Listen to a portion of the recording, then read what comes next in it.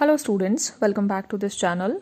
This is Dr. Chetna Kumawat, and in today's lecture we will understand dividend policy and value of the firm with the help of some dividend models.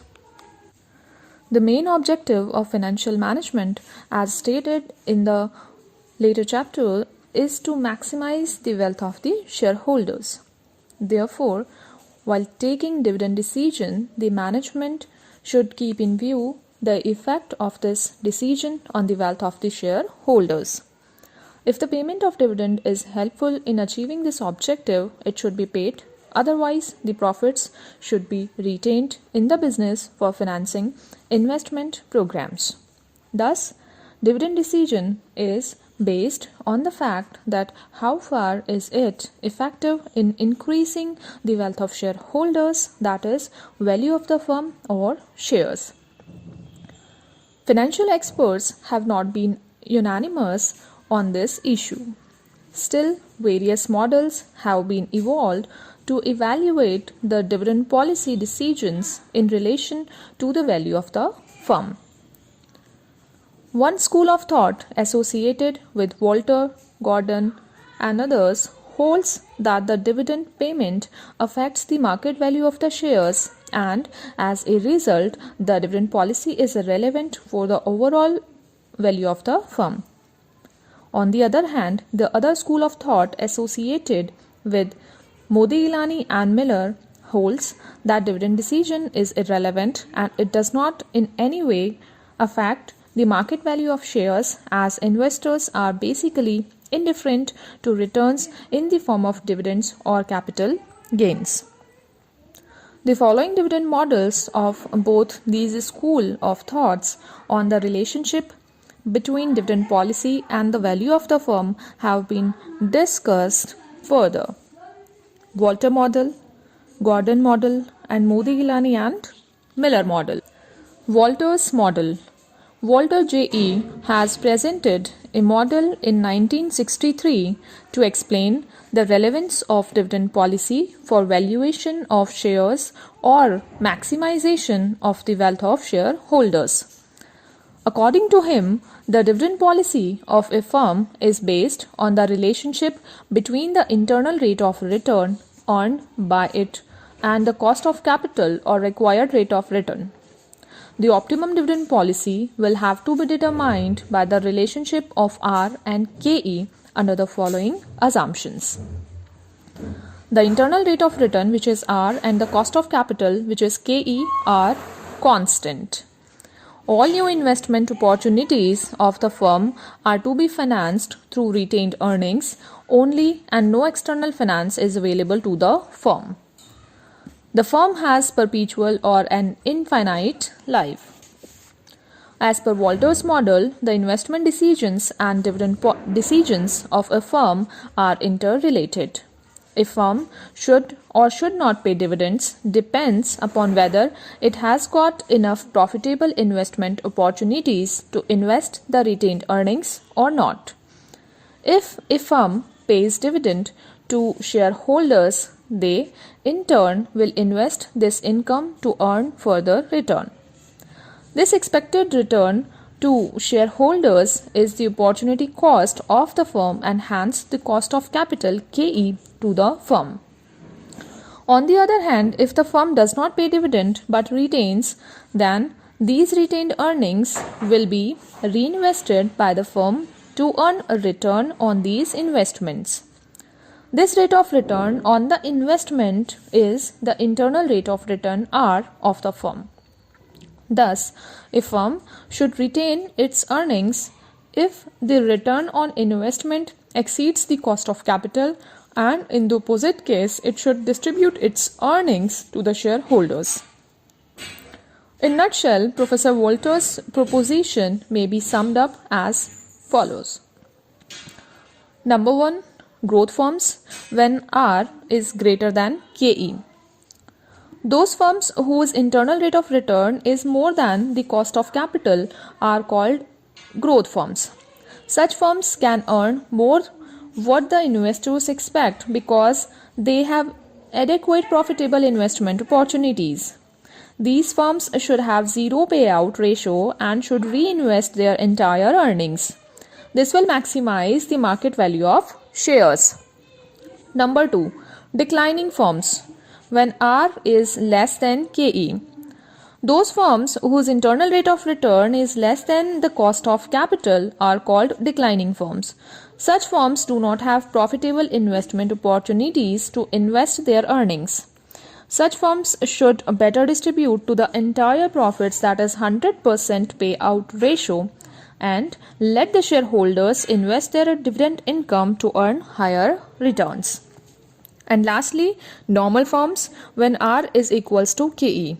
Those firms whose internal rate of return is just equal to the cost of capital are called normal firms. In such firms, the shareholders will be indifferent whether the firm pays dividends or retains the profit. In other words, the dividend policy of such firms does not affect the market value of shares, because the returns to the firm from reinvesting the retained earnings will be just equal to the return available to the shareholders on their investment of dividend income. Thus, in brief, a firm can maximize the market value of the shares and the value of the firm by pursuing dividend policies as follows.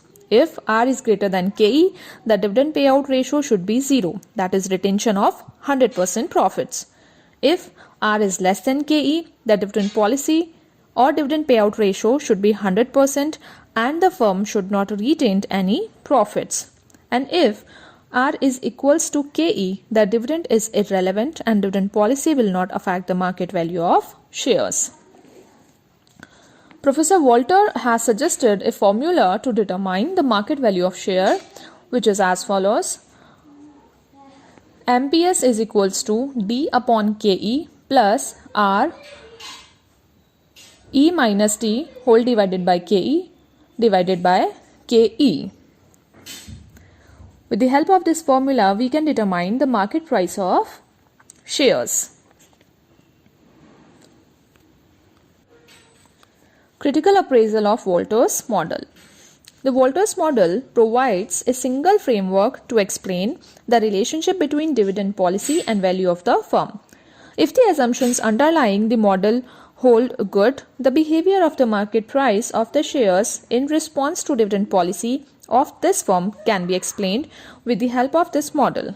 But actually, these assumptions are unrealistic, and that is why the model is criticized on the following grounds. Number 1. Absence of external financing. Professor Walter's main assumption that financing of investment proposals only by retained earnings and no external financing is seldom found in real life. Most of the firms meet their financial requirements by loans or issuing new shares. Number 2. Stable internal rate of return. The rate of return earned by the firm is never stable. Actually, the rate of return changes with the increase in investment.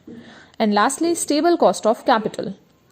The assumption of constant cost of capital is also unrealistic because the risk complexion of the firm is not always uniform. Therefore, cost of capital also changes. So these are some critical appraisal of Walter's model. Now let's understand Gordon's model. What Gordon suggests on dividend policy. Gordon has also proposed a dividend model that the dividend policy of the company has a direct bearing on the market value of shares. This model is also based on the following assumptions, similar to that of Walter's model. The internal rate of return R and the cost of capital KE of the firm remains constant. The firm operates its investment activities only through equity. There does not exist corporate taxes. The retention ratio, once decided, is constant forever, and the firm has perpetual life. Gordon argues that an investor values current dividends more highly than expected future dividends, which is capital gain. It is because of this fact that future dividends or capital gains are risky and uncertain and therefore require a higher capitalization rate for discounting. Thus, market value of a share according to Gordon is equal to the present value of its expected future dividends, and it can be calculated as follows.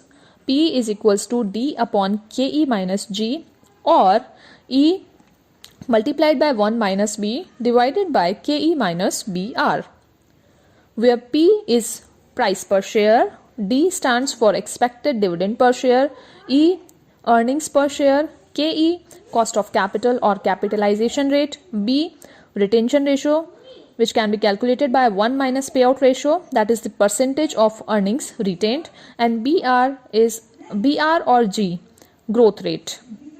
In Gordon's model also, the dividend policy of the firm is dependent on the availability of profitable investments opportunities and the relationship between the firm's cost of capital KE and the internal rate of return R. The various positions may be summarized as follows. Growth firm, when R is greater than KE, the price per share decreases as the dividend payout ratio decreases. Thus, growth firm should distribute smaller dividends and should retain maximum earnings. Normal firms, where R is equals to KE, the price per share remains unchanged and is not affected by dividend policy. Thus, for a normal firm, there is no optimum dividend payout. And lastly, declining firm, where R is less than KE, the price per share increases as the dividend payout ratio increases. Thus, the shareholders of declining firm stand to gain if the firm distribute its earnings. For such firms, the optimum payout would be 100%. So, in this lecture, we have discussed two models of dividend. One is Walter's model and the second one is Gordon's model. This is it for today's lecture. Thank you so much for your patience and learning.